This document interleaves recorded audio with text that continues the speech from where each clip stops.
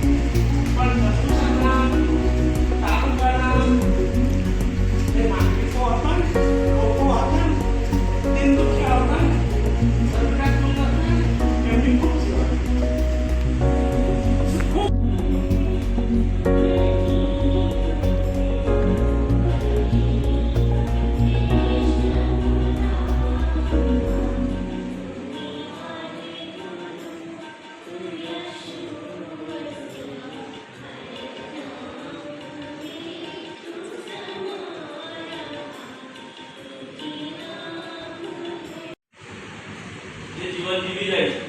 એ માત્ર ખાવા પીવા માટે એની કોઈ નોંધ લેવાતી નથી.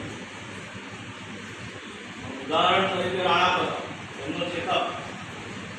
દૂધમાં એમનો એક ઘોડો એનું નામ ચેતક લોહીલુહાણ થયેલો આગળ વધી શકાય તેમ નહોતું પણ એના સ્વામી પ્રત્યેની એની જે ભક્તિ હતી વફાદારી હતી એને વિચાર્યું કે